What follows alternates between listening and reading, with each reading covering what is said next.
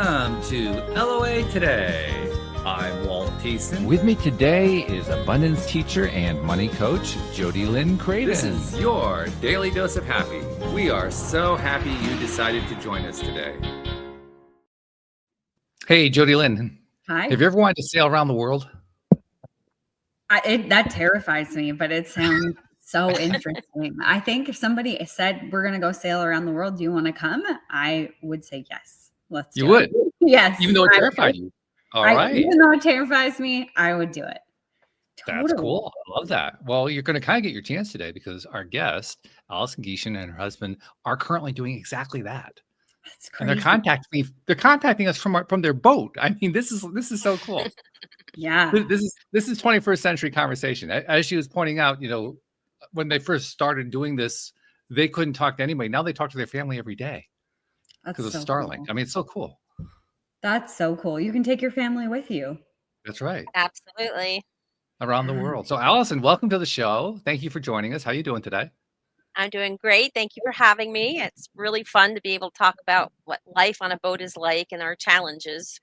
And tell people where you are right now. That's going to kind of get the whole thing started. Where are you located right now? Well, when my husband asked me maybe 10 years ago when we started planning all this, where your number one place in the world is when we circumnavigate, my answer was the French Polynesians. And today we are on the island, the Marquesa Islands, and I am on the French Polynesian island of Nuku Hiva. Cool. Which you can even pronounce. That's fabulous. Yes. All right. So you got to tell us the story. How did all this get started?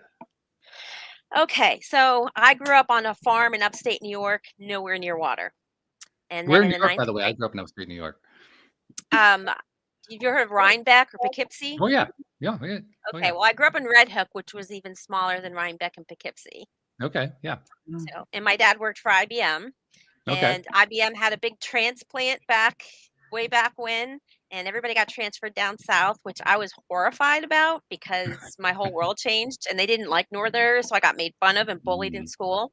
My refuge became sailing because one of the dads that we were friends with that moved down there, their family moved on Lake Norman, and he started sailboat racing because he was a world champion sunfish sailor. Oh. So fast forward to my parents finally retired, and they moved to New Bern, North Carolina. And my mom, who also loved sailing and grew up on the water, decided she was going to be the fastest skipper on the Pamlico Sound, fastest woman skipper. Mm-hmm. Problem was there were no other woman skippers. She was the only one. That would shoot her to the top of the list. Yeah. Well, she had bigger aspirations. She decided, I'm just going to be the fastest skipper, period. Okay. So she got into the racing there, and I was going to school in Charlotte, North Carolina, but every race weekend, man, I drove the 4 hours and crewed for my mom. And then one weekend there was this really big regatta, and she's like, we have to win this. So meanwhile, my cousin who lived in Philadelphia had this really cute available bachelor who worked next to him, a merchant marine and a 3-time national dinghy champion. And he said, hey, Dan, why don't you come down to New Bern and sail on my Aunt Jerry's boat and, help her win this race. So he came down. We spent the 3-day weekend together. We sailed, scuba dived, windsurfed, had this wonderful time. And right before he got ready to leave, we're sitting at a bar saying goodbye. And he says, my dream is to sail around the world someday. I said, mine too. Let's get married. He proposed 4 days later. What? Yeah. No way. And how long have you guys been married now? 39 years. Oh my goodness. That's epic. But it took us a while. We didn't get married. His dad actually was a minister, and he married us on the lawn where we got married, where we met at the sailboat race. And but we got married and moved to New Jersey where his job was. He was left over the bridge in Philadelphia, and we built a horse farm and had 3 kids. So we had to wait 25 years before we could, move on and do that. But you finally did. We did. Yep. We developed a 5-year plan, and in 5 years, we found our boat, bought our boat, sold our home, moved aboard, and then set sail. And an interesting fact is that there's quite a few people that actually want to do this, and they buy the boats and they prepare, and only 10% actually end up leaving the dock and doing it. Only 10%. Really? Why is that, do you think? Because there's just something so scary about leaving everything you've known and heading off around the world with no way to like we have no home. We had nothing to come back to. And they Right. keep thinking, well, let's just keep the house. And then they find out how hard it is to maintain a house when you live somewhere else and you can't get there and you can't manage it. And they make so many excuses or say, well, this isn't ready. We left and we were not ready. Our boat was not 100% ready. But if we waited until our boat was 100% ready, we would have never left. Wow. So how did you manage those last few steps then if the boat wasn't quite ready? We went anyway. Wow. No, you go anyway. There's not, you can always fix something, repair something, make something better. But if you try to do that, it will never happen because boats are just a constant series of when something's going to break, not if, but when. And we have been in 5 countries, we've been in 57 countries, but 5 different countries for 3 months or more waiting for boat parts. So this is where we can really underline the idea that it's very useful to have married a merchant marineman. Yes. Yeah. He saved our butt so many times. We've been sinking twice and he saved us. Wow. Oh my gosh. It's terrifying. I know. I'm sure you know. You were there. I was. Yeah. Crying. Were you sinking like in a shallower area? Or were you in the middle of the ocean? No. Once was in the Mediterranean and once was on the coast of on the coast of the east coast of the U.S. Oh my gosh. That's terrifying. Yeah. Oh, wow. One of the themes that plays out a lot here on the show. Now, I can't say that this has included people sailing around the world. You're the first guest who falls into that category. But one thing that does play out often is how people find themselves in all kinds of really unusual situations dealing with highly traumatic problems. They come out the other side and they're stronger for it. And it happens enough times and it just becomes old hat. Now, I don't know if I dare ask this, but is it old hat yet? I thought it was because there's stories within stories within stories, obviously, of this journey.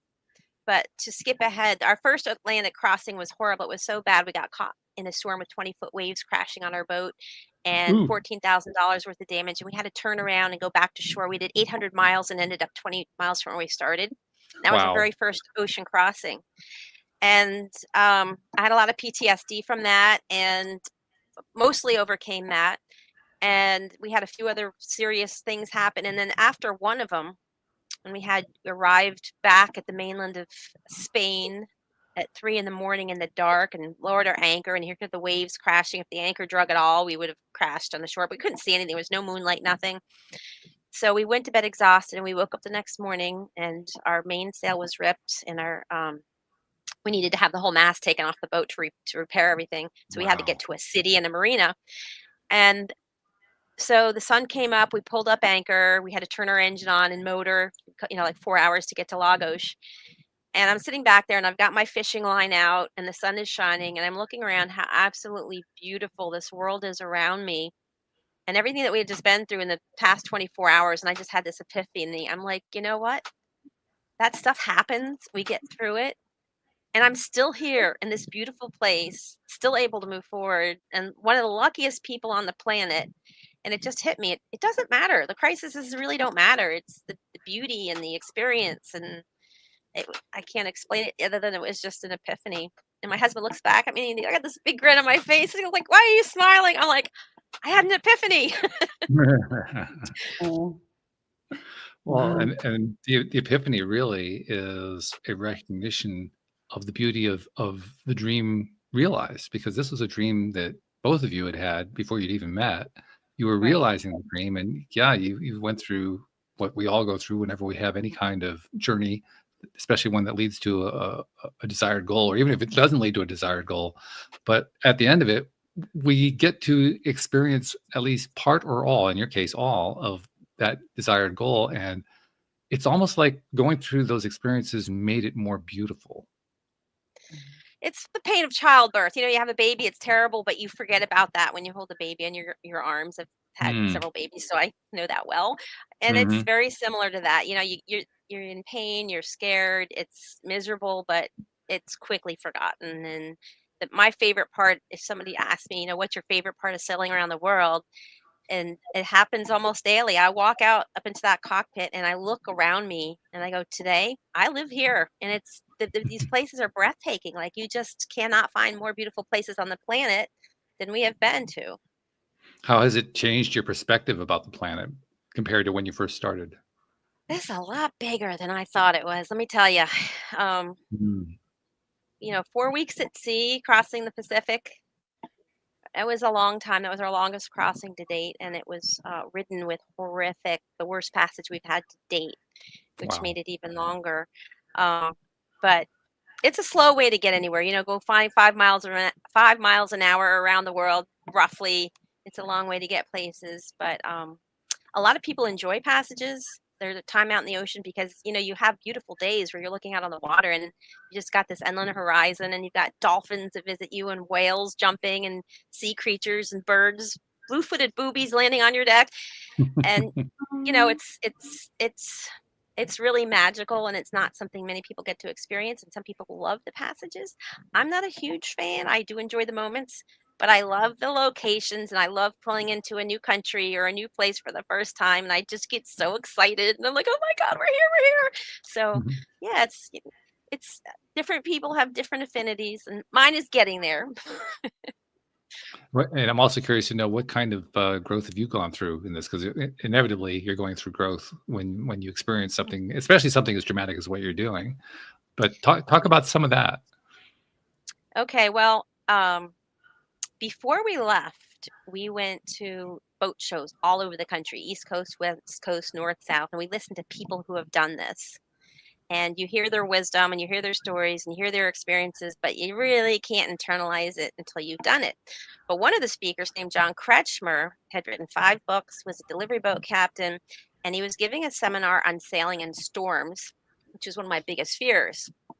And he said at the end of a seminar, I do a heavy weather training passage where you get on my boat and you go 1,000 miles in the trade winds with big seas and rough weather. And after you've done that 1,000 miles, you'll know what it's like to sail. And my husband had crossed the ocean on merchant ships, so he knew what it was like to be on the sea. And I'm like, Dan, this is a need. This is not a want. I have to do this. I've got to know I can do this. So I went on this heavy weather training passage, did my 1,000 miles, and I loved it. I'm like, oh my gosh, we can so do this. So we buy our boat, and we had that first experience trying to cross the Atlantic, which was horrible. And I started getting PTSD. So every time we started crossing, I would get anxiety. I would start panicking. I would be upset. I'm like, oh my gosh, I can't do this. So we finally get to cross our first ocean to the Caribbean, and we arrive in St. Martin. And I kept waking up every morning thinking about the big crossing that we'd have next to get to Europe. And I kept thinking, today's the day I'm going to tell him. He's got to get crew or something. I'll meet him there, but I can't do this. I just too much anxiety. It's not worth it. So we anchor our boat, and there's 100 boats in the harbor, and every boat has something called AIS, which identifies you, says what the name of your boat is and where you are. 3 boats away was John Kretschmer, the man that I did my 1,000-mile training passage with. So we call him on the radio and say, John, it's Dan and Allison. We're here. We're on our boat. We bought our boat. We're sailing around the world. And he goes, well, come on over for happy hour. So we go over to his boat, and there's a bunch of people there, and they're all talking. And finally he looks over to me and he goes, so Allison, how's it going? And I start tearing up. I'm like, oh my God, John, we had this terrible passage. Our first passage, we almost, our boat, 14,000 worth of damage, and it was horrible seas, and I'm terrified now. And he starts laughing. I'm like, what? Why are you laughing at me? And he goes, do you know how lucky you are? And I'm like, no. And he said, your boat did fine. Your husband did fine. You're still out there sailing. And the chances of that ever happening again are like 0. Because you know how many people that happens to? They sell their boat and they never get on it again. They give up. He goes, you're still here. You just crossed an ocean, and you are going to be fine. And it was the only human being on the planet that could have looked at me in the eyes and told me that, and I would have believed him because he was my mentor and my hero. And he made all that anxiety go away. And we crossed the ocean. We got to the Bermuda, the Azores, and Ireland, and it was magical. And I'm like, he was right. Like, and yes, we've had bad things happen since then, but there's always going to be bad things, but I'm learning to deal with them better. Okay, Jody Lynn. So for the first 15 minutes of the show, at the very beginning, you said that if you were asked, you'd be terrified, but if you were asked, you would do it. are you still on that side of things? Yes. And Wow. I would be crapping my pants. Like, you talk about not being able to see land. That's like the thing that makes me comfortable. Not that I'm a strong swimmer by any stretch of the means. I can swim okay, but I've never really swam in the ocean like that. But if I can see land in my mind, I'm like, all right, if I'm going to land, Get there. I can get there. It's when you can't see land anymore that I'm like, oh gosh, okay. But you know what? I was thinking about if I was in your spot in those moments, at least I'm dying somewhere beautiful. Like, you know what? If this is my time to go, I guess this is my time to go, because there's really nothing that you can do. I mean, you can't touch bottom, you can't see land. No. Like, Well, you do have things you can do. You have emergency life rafts that you can get in and have like 3 days supply of food. We have an e-perp that sends a signal as soon as we take that off the wall and hit it. So anybody, people on land are going to get that signal, go, hey, this is a distress signal. We got to go rescue these people. So the number of people that die crossing oceans is far, far, far less than death in any other realm of life. Automobile accidents, plane crashes, falling. I don't know. It's the lowest death rate there is in just about anything. wow. Which actually makes So sense. I'd still do people it. They don't die crossing oceans. You're more likely to die in a marina than you are crossing an ocean. Yeah. You would just find me huddled up somewhere inside, just crying, just shaking back and forth. Please get us there. That would be me. I'd be useless. I've done that. I'm impressed that you're adventurous enough that you'd even consider doing it, Jody Lynn. Well, I feel like I have a reputation that I need to uphold, Oh. Like, I am. So this is an ego thing. I think so. Yeah. Okay. Well, an ego / adrenaline junkie thing. Like, I think you know that about me. I used to race horses. So I don't have a lot of fear with things. I have more fear now that I'm older than, I was back then doing those things. Like, I know that I'm more breakable today. But yeah, I think that, like, I can't race horses and be like a crazy horse lady and then be given an opportunity to sail around the world and be like, no, I'm scared. No, can't do it. My best friend was a jockey, by the way. Cool. Yeah. I got several racehorses off the track on my farm. I had them through the years. Oh, wow. That's amazing. See? Yeah. I just think you got to take the opportunity when it comes. And I try not to let fear ever stand in my way. I mean, it doesn't always happen that way. Of course, I'm afraid of things, but I think I would kick myself and regret it if I wouldn't take the opportunity if it was given. I recommend trying it. And you don't have to do the whole world. You could do just a passage somewhere, Yeah. I think I might miss land.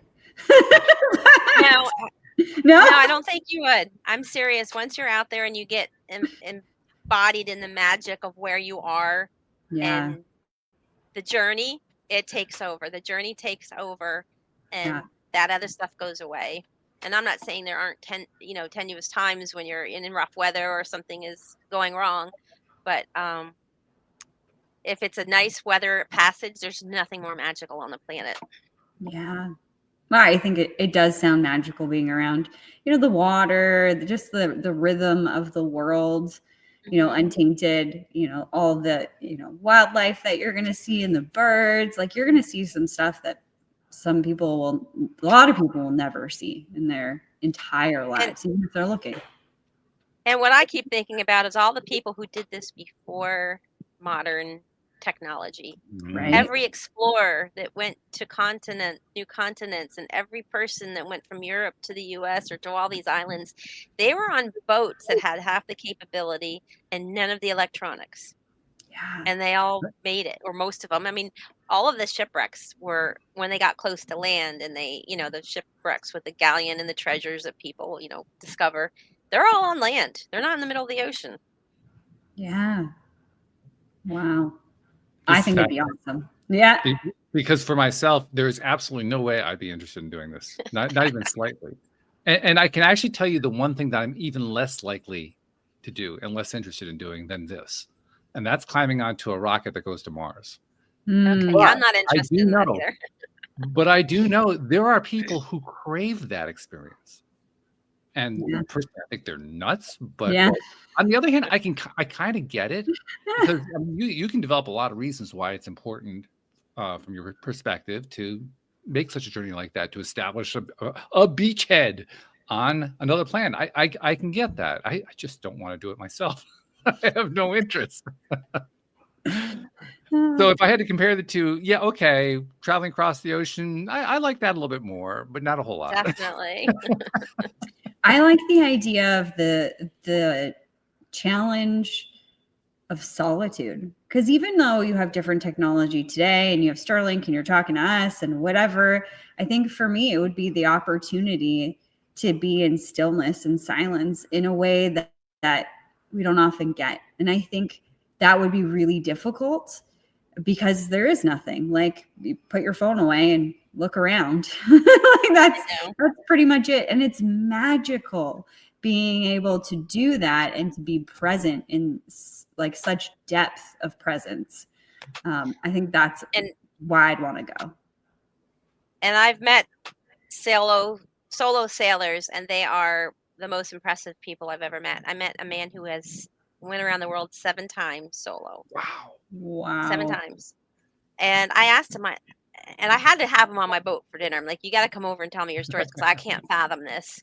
And I go, what do? You have nobody to talk to. He goes, well, I talk to my starboard winch. It's the big thing you crank to bring in the sails. He goes, I put a hat on it and I have a conversation with it. And he goes, do you know why I don't? Yeah. You know why I don't talk to the port winch? I'm like, no. Why? He goes, because it doesn't talk back. So I'm like, okay, you talk all day to that starboard winch. That's great. But and then yesterday, you're in a community of sailboats anchored in this harbor, and people have dinghies to get back and forth to shore. And this man comes up and he knocks on my dinghy, and he's like on our boat, and we go out and say hi, and he introduces himself. He goes, yeah, I just wanted to come say hi and invite you over tomorrow for happy hour, and my name is such and such. And he is 80 years old. And he's on a boat twice our size. And he's solo sailed that boat around the world by himself. And yesterday I listened to his stories, and he has been through far more than we have. I mean, far more. And he's 80 years old and out there still doing it. I mean, he said, I'm going to just do this until I die. He's finally sold his place that he had. He has nowhere else on land. He goes, I will sail until I die.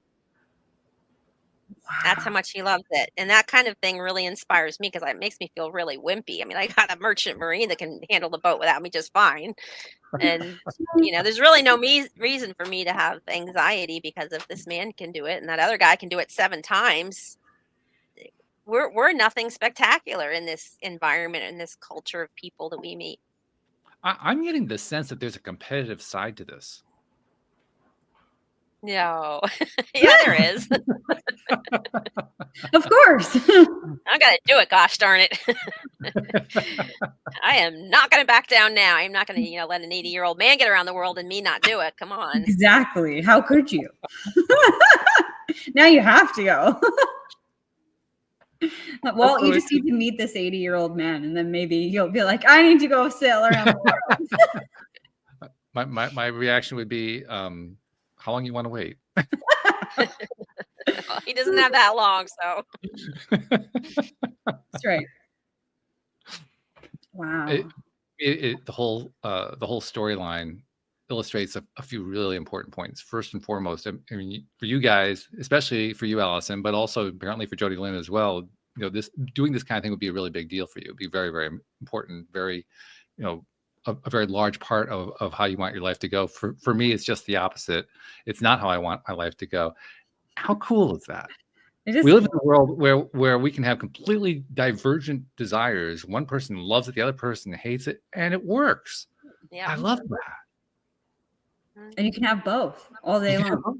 Yeah, if you really, I can kind of imagine you trying to have both. I mean, you're a farm girl already. Yeah. You had that experience, right? You're having it right now. I can just as easily see you decide at some point, you and Nate decide to go off by a sailboat and you're sailing the world. So you're doing that. I can see that. That would fit. It would make some sense. Yeah. And it doesn't have to have anything to do with what I want to do with my life, which is so cool. Yeah. That's the beauty part. It is. It really is. It's one of the most important. Now we don't talk tons and tons about law of attraction anymore. We used to. I mean, 2,000 episodes later, you kind of feel like you've talked it out. But one thought that does come through is, it really doesn't matter what it is that you want to do with your life. The main thing is, how do you feel about what's going on? How do you experience it? What's your emotional reaction? What's your physical reaction? What's your mental reaction? How do you respond to all the things that happen in your life? Mm-hmm. And if you're responding well, you're going to get a good result and a good experience no matter what it is. Mm-hmm. And I feel like there's a recurring theme, which I mentioned in my books, that we're always exactly where we are when we are meant to be there.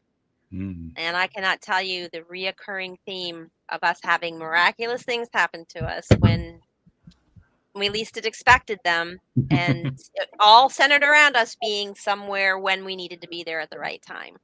So, so tell us more about the books. This is a good time to bring the books in. I mean, you have 2 books, parts 1 and 2 of Riding the Waves Reality. But tell us about where that came from, and there's also a children's book in there too.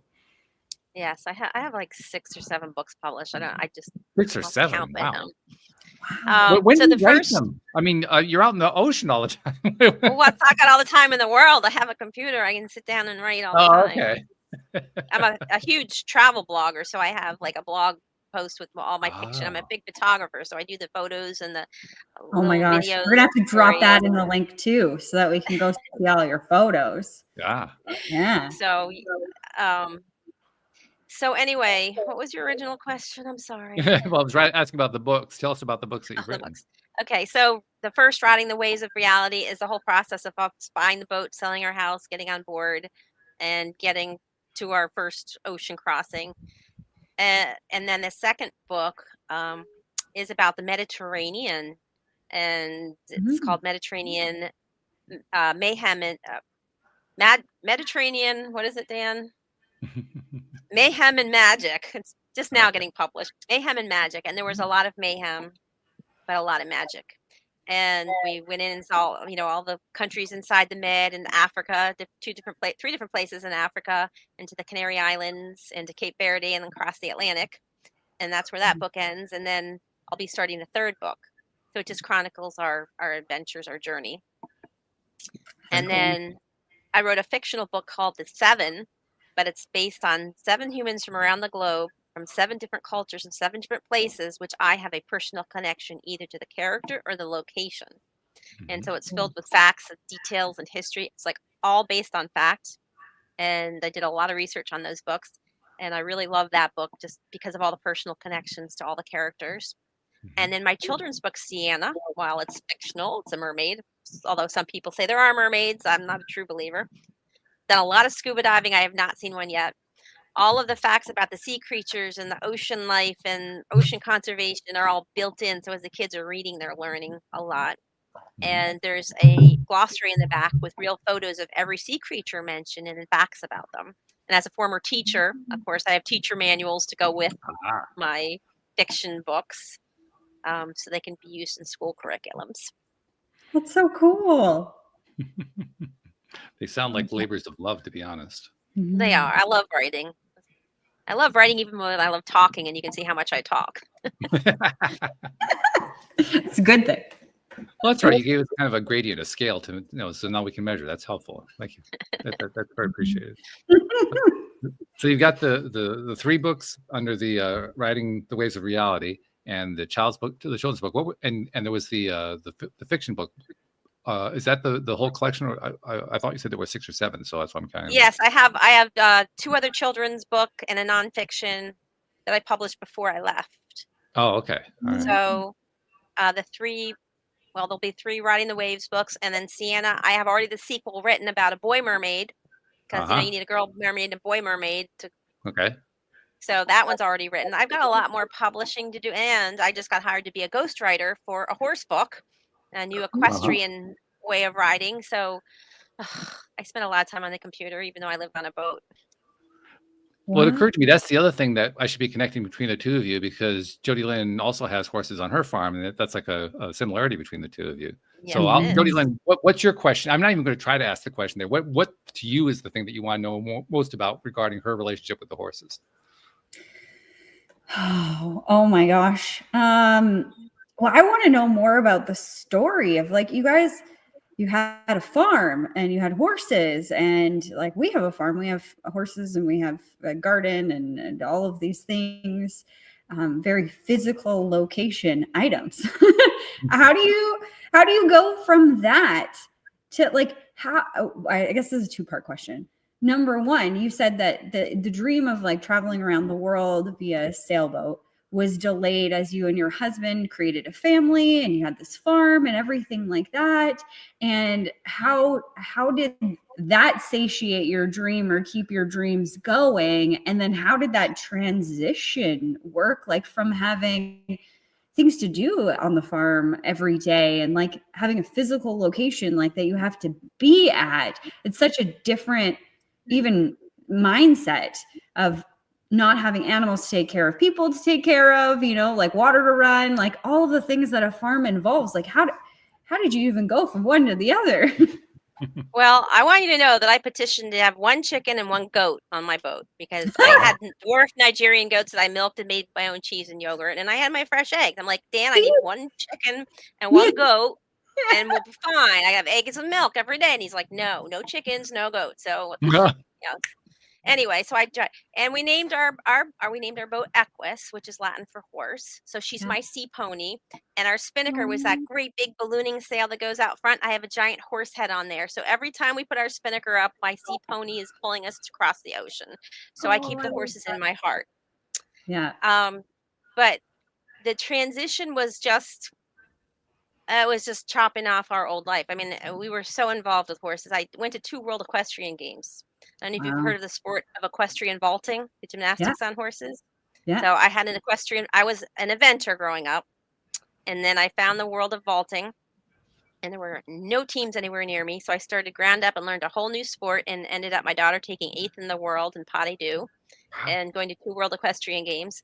So that was so competitive, and plus I was a teacher. So during the summer I did, all my vaulting camps and that kind of stuff. And it was a lot of work for 25 years, and I was ready.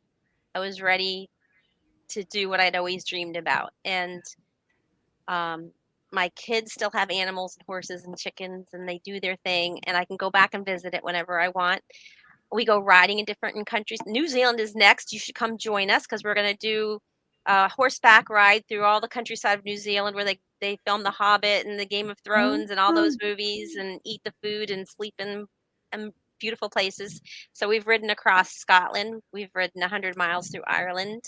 And now we're going to ride through New Zealand. So I get to see horses and be around horses still. And it's just a mindset that we've traded one responsibility for a new responsibility, and it opens new doors and new experiences. Wow. It doesn't sound like traumatic. It sounds like it was a fairly easy transition. I mean, it sounds like it would be really hard, but it sounds like it was easy.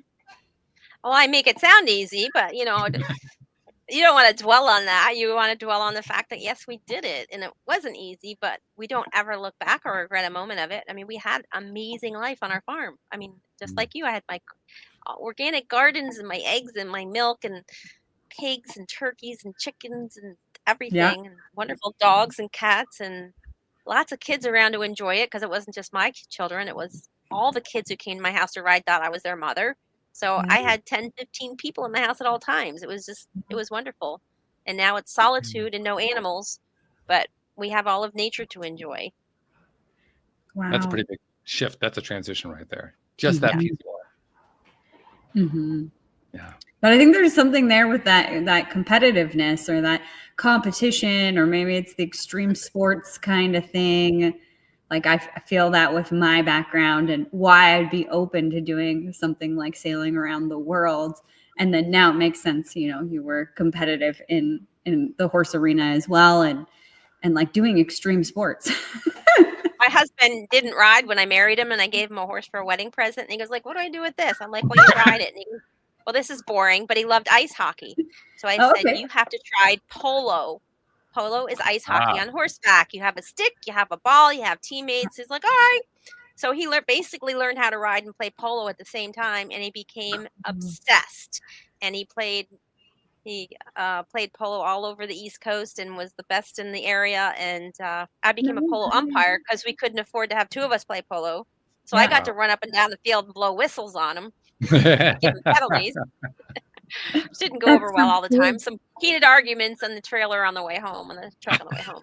But so he's competitive as well. That leads to an interesting question. How does all of this play with a relationship? I mean, everybody has, anyone who has a primary relationship knows that their relationship is just their relationship. And we kind of all assume that they're all alike, but they're not. They're all different. They all have their own strengths, their own weaknesses, their own ways that they play and so forth. I would think there'd be a lot of stresses on the relationship you have with your husband, given all that you've gone through, and yet you've gone through it together. So what do you attribute that to? I've attributed to having a much stronger relationship than we ever had on land, because there's no out here. There's no backing out. I depend on him for survival, and we depend on each other for company, and he's entertaining and wonderful, and I appreciate that so much. I mean, and it's funny because even when we go home now and we're with our kids, like if he goes off and does something with the boys, with my adult sons, I get jealous. I'm like, no, he's supposed to be with me. You know, like I miss him if he's out of my sight, and we never had that kind of relationship on land. But we have to be very careful of one's feelings and emotions, and we just know how important it is to have this strong bond, and we've enveloped it and embraced it, and it's magical, and I wouldn't trade it for the world. Yeah, you have a high level of appreciation for it, is what it sounds like to me. For each other. Yeah. For what we each bring to this, because he can't cook. He'd starve to death without me. And I can't fix anything. So, no, it works. It's perfect. I believe they call that a division of labor. Got it. Yeah. Unequitable, though. Unequitable? He could sail without me. That's not true. I could not sail without him. Okay. So you're saying that you have the better side. You have the better end of the deal. Yeah. Yeah. Wow. That's beautiful. And that's actually surprising that your relationship got better. Like, not that it was bad in any way before when you guys were on land, but it got better. You know, I think that being thrown into a tin can with no one else around, like for weeks on end and almost dying the first time that you went out. Well, not dying, but maybe I'm being a little, exaggerating a little, but it was very traumatic, obviously, whatever happened on that first ocean crossing when you guys had to come back, and you didn't kill each other, and you still came together, and things got better. It sounds like your relationship really blossomed, if that's the word we want to use, even more so in the ocean. Yes, it definitely was an evolution process, but forced by necessity. And a lot of people, I cannot tell you how many single males I have met out here. And one of them actually tried to buy me from Dan because his wife left him a week after they sold everything and bought the boat, like a week on the boat. He left. He had 2 PhDs. He was a PhD in psychiatry and a medical doctor, and his wife left him. And then I felt bad, and I brought him over for dinner, and I cooked him this really great dinner. And he's like, looking at my husband going, would you consider selling her? I got money. I'll buy her. It's like, no, sorry. Can't afford her. Wow. It does illustrate the thought that I had, though, because it's either going to strengthen your relationship or it's going to break it. That's pretty much what we've. That was my point. That was my point. And I see a lot of male that do not have wives, that have divorced males out here sailing. Like I have 3 or 4 friends that I feed whenever I see them in the harbor because they love to come over and have somebody cook for them. But they have to find crew everywhere they go because they don't want to sail across oceans alone, but they don't have any women that are willing to do it. Yeah. So what do you think? For all you for all the wannabe sailor women out there, there are a ton of eligible men. Okay, well that leads to the other question then. If for the women who are in that category, how do they find them? You go on sailing websites, and there's also crew websites that if you want a crew for somebody, you go in and it gives the bio of the person looking for crew, and you find the ones that are eligible bachelors that have a good profile picture. See, that's the creative thing. I mean, I really believe that modern technology offers opportunities. And for somebody who's single, I'm actually recently single. I was divorced 3 years ago. And when you're first thrust into the modern scene, you're faced with dating apps, which is probably the worst way to possibly go.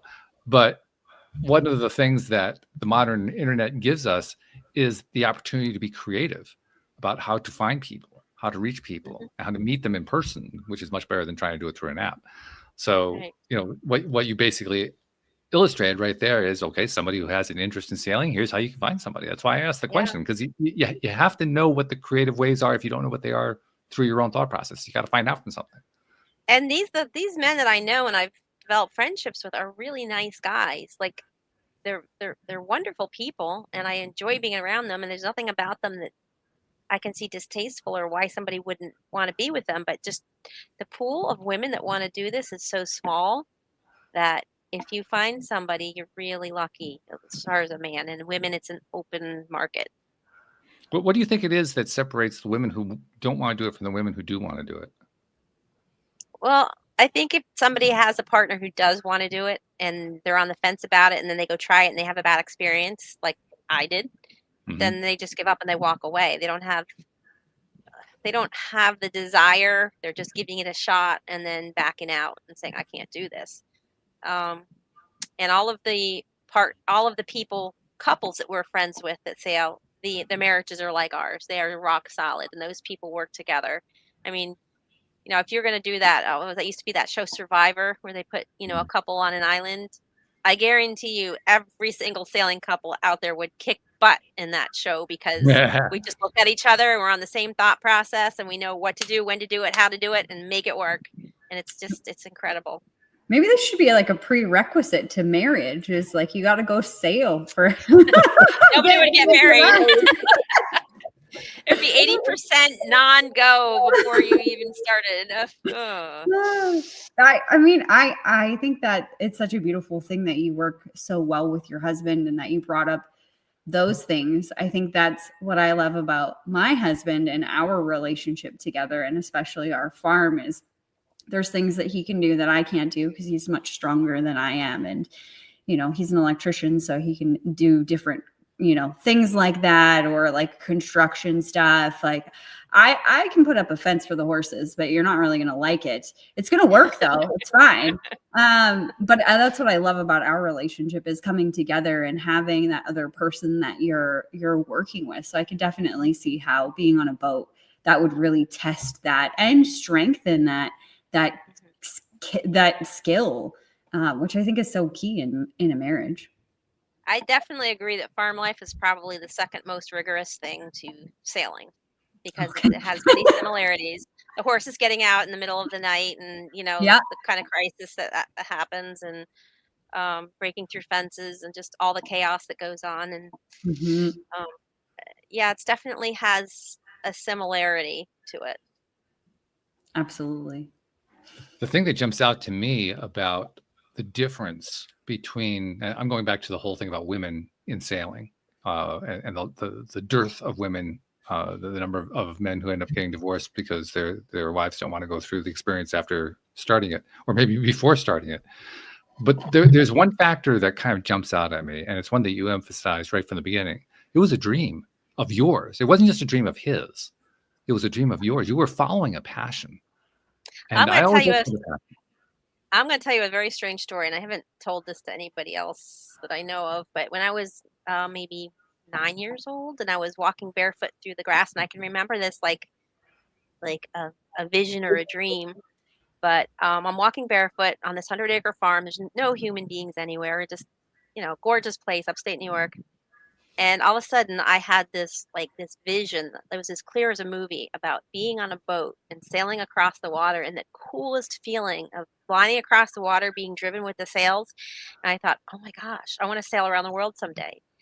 And I can even remember going in the house and telling my mom, I want to learn how to sail someday. And she's like, okay, honey, whatever. You know, and she didn't ask me why or whatever. But I had this And it came out of the blue because I wasn't thinking about water or sailing. And I just had this vision of being on a boat and the beauty and the power of sailing across the water. And then sailing came into my life, and I kind of forgot about that as a child, that experience as a child. But when I think about it now, I can feel the grass. I can see everything exactly as it was on that day. It's like just etched in my memory. Yeah, that's a beautiful description of how a passion feels and looks and seems when you have it. Right. And like you said, it starts with a dream. It starts with some sort of a video image or something that you create in your mind that gets you excited, and you think, wow, that would be really, really cool. That's the beginning point of the passion. And then over time, you give more attention to it. And like anything else, you give attention to it, you're going to give it more energy. And as you give it more energy, it's going to grow and grow and grow. That's how you build a passion. I think passion is really the key here. That passion is the reason why you stayed in it. The law of attraction that you were talking about. Yeah. I mean, I had this dream, and every time something came up about sailing, I pursued it, whether I thought it was something that I would do one day or it wasn't. I was driven towards it, and I was driven and driven and driven. And the fact that I was driven together with a stranger who shared that dream, and he was willing to say, come with me, let's do this. I mean, that's, kind of has to be fate involved there somehow. Totally. Well, that's another interesting question, because one thing that challenges a lot of people, this actually challenged me up until roughly around the time I started this podcast, is when I started the podcast, if you had asked me what my passion in life was, I couldn't tell you. And that was at age 55. So first 55 years of my life, I had no idea what my passion was. A lot of people fall into that category. And if the question comes to you and you say, okay, well, what is my passion? I don't have a passion. I need a passion. What am I going to do? First of all, it's terrifying because you don't have one by that point. And second of all, you're not really sure how to go about getting one. I remember literally asking people, how do you develop a passion? And people would stumble all over the place and try to give me answers. And, some of the answers were a little bit better than others and so forth. But that was the thing for a while. So that's my long-winded way of saying, if for you, your passion came pretty easily, but if you didn't have it, how would you go about finding it? Mm-hmm. Because in the back of everybody's mind is something that they love, something that inspires them. Like, there has to be. And you've got to take that thread and you've got to follow it. And you have to kind of, if it's not drawing you, you've got to go towards it. You've got to see that light and say, okay, I think about this, I dream about this, I know that I like this, and then just find ways to make it happen. Does that even fit if for they you, seem Jody impossible. Mm-hmm. I'm sorry? I was asking Jody Lynn if that fits for her. Yeah, I think so. I think exactly what Alison was saying is that somewhere deep inside, there's a spark there. But I think we often get into our heads and think, oh, well, like if I look back when I was a kid or whatever, and some of the dreams that I had of like working with horses or whatever, oh, I can't do that. I can't make money at that. How am I going to sustain a life or be successful? And I think we get all these other barriers that get in the way that completely extinguish the flame. Whereas what Alison was saying, you pull on that string and keep going in that direction, whether the steps make sense or even logical in any way. They don't have to be. I think that's the magic of the universe, of the world that we live in. Alison, you were saying that earlier too, of the most magical things have happened. We were just in the right place at the right time. Like, it's all happening for us. I really believe that, but I think it takes that courage to take a step, even when it feels like it's really not, it's not getting me closer to where I want to go in this direction, but that it's a small step towards stepping towards that thing that you're passionate about. And it opens up the door. And I think billions of possibilities emerge. You hit the nail on the head. You really did. Thank you. Yeah. That's how I see it. So you didn't even need me. You could have just interviewed her today and you'd have been great. No, then we wouldn't have found out about all these crazy adventures on the sea. Like, I'm still baffled that you guys are doing this. I think it's one of the coolest things I know people do it, but I've never met anybody that is currently on a frickin' boat and is traveling the world this way. Like, I'm just thinking, I think me and my husband could do this. But like, I don't even, it's just so far out there. I could see why a lot of people never make it past. It's a big jump. Yeah. It's a big jump. You have to be committed. It's not something you can do halfway. It's not something you can do if you have reservations. You have to make that commitment, and you literally have to step off the edge of that cliff and know that you're never going back to the top. Yeah. Well, what a ride. It reminds me of a conversation that we had with another guest recently talking about bungee jumping and the fear associated with doing a bungee jump. And she also talked about, how they went through a company that provides the service, and the guy who was up there helping people take their step apparently was very skilled at this. He had a lot of experience with it.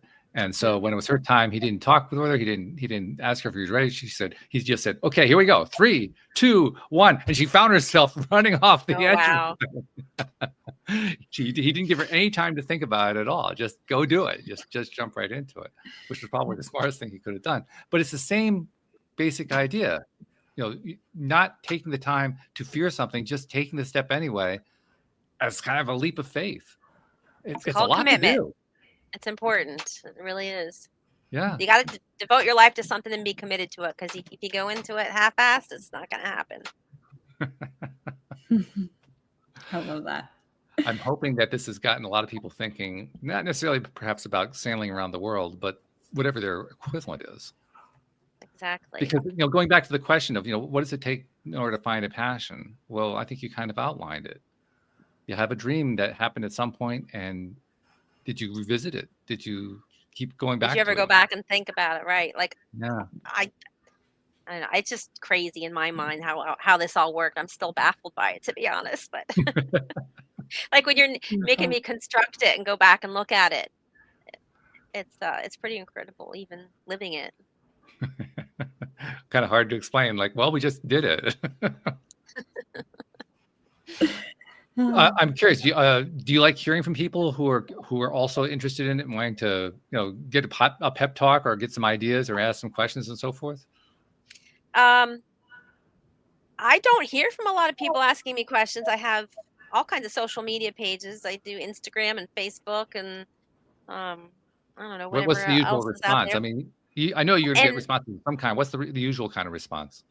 People just usually comment on how beautiful everything looks, and that's a wonderful place you're in, and but they never ask questions. How do I undertake this life?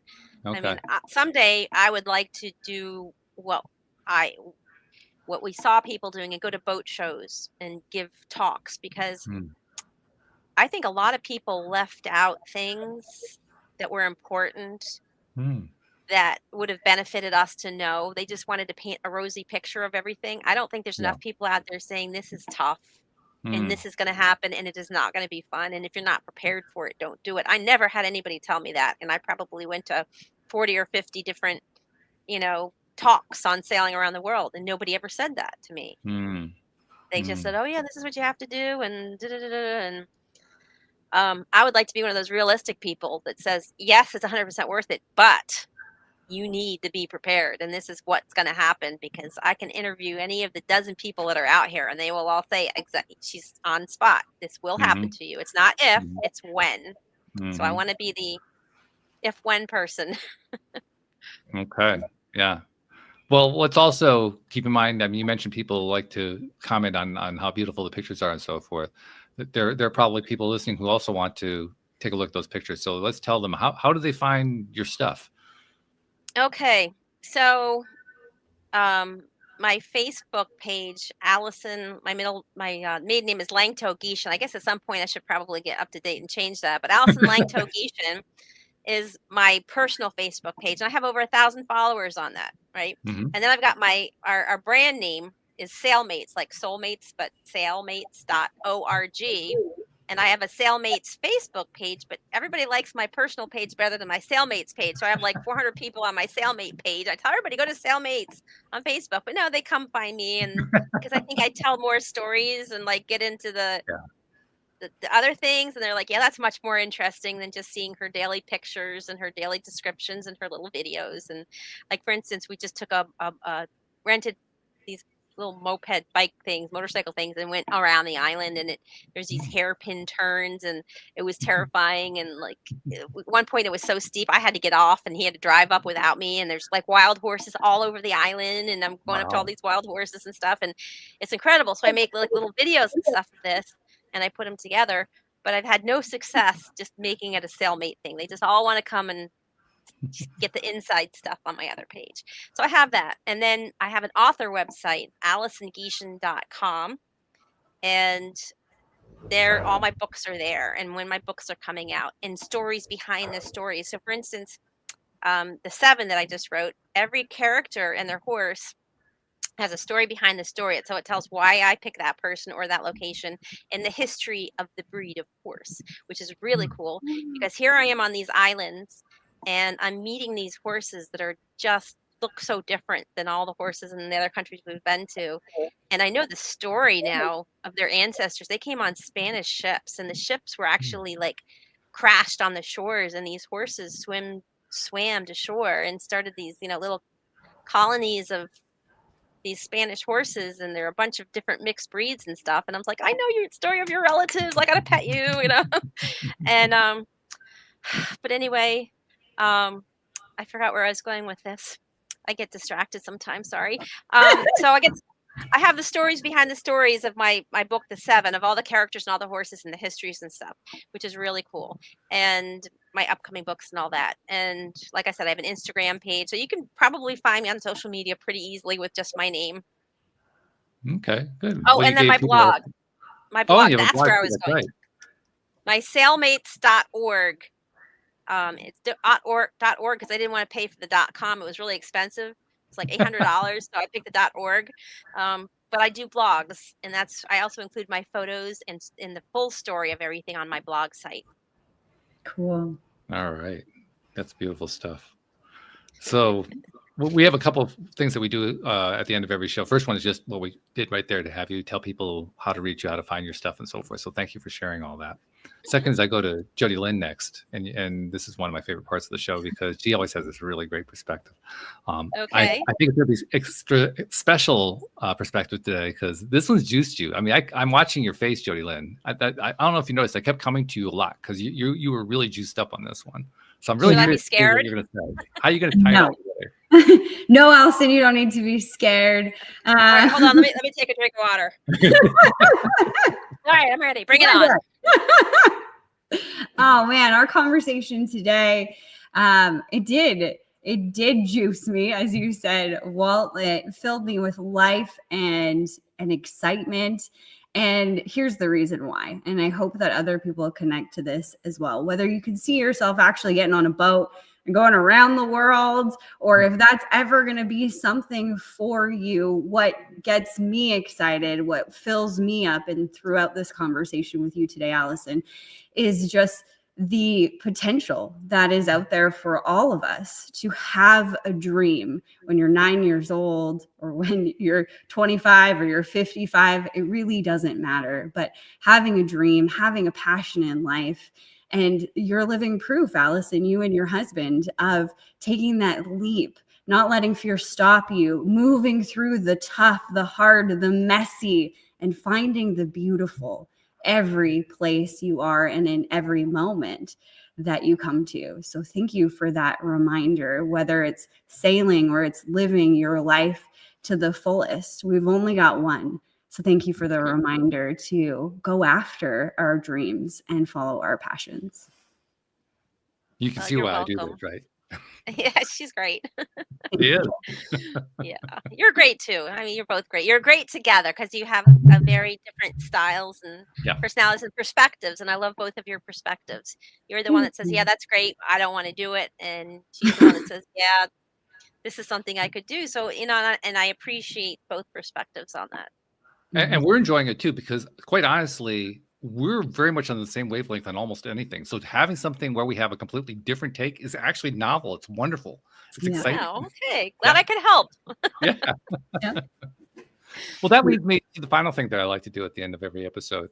because now that we live in the 21st century, which you've been able to discover in the middle of the French Polynesians of all places, the technology has made it possible for you to join us today. We're very grateful for that.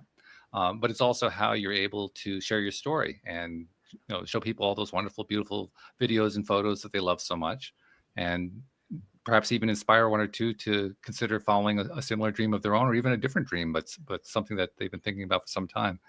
You're sharing in that way, and you're taking advantage of the modern technologies to do that. One of the things that goes along with those modern technologies is that because we now have these services and platforms available to us to be able to share our stories, to share what we've gone through and what we learned and so forth, we're reaching people that we don't even know. I mean, there are people who listen to this episode, literally hundreds of people listen to this episode who I have no idea who they are. I've met a few of them. One actually has become a co-host recently, but not recently, within the last 5 years. But I mean, most of the time we're talking to people that we don't even know who they are, and we're touching them in ways we don't even know about. And that's when I realized there's a little gap here that needs to be covered, because we don't get credit for that. So Alison, on behalf of those people you've never met and never seen, never will meet, never will see, who you've been helping just by sharing your story, sharing your videos, sharing your photos, and affecting in ways you didn't even know about, on their behalf, thank you for what you're doing, because you're making a difference in this world. Thank you. And I appreciate what you do too, because without you, I wouldn't be here. Yeah. So there we go. With you. So thank you very much. Thank you to our podcast listeners everywhere. We will see you all next time here on LOA Today. Goodbye, everybody.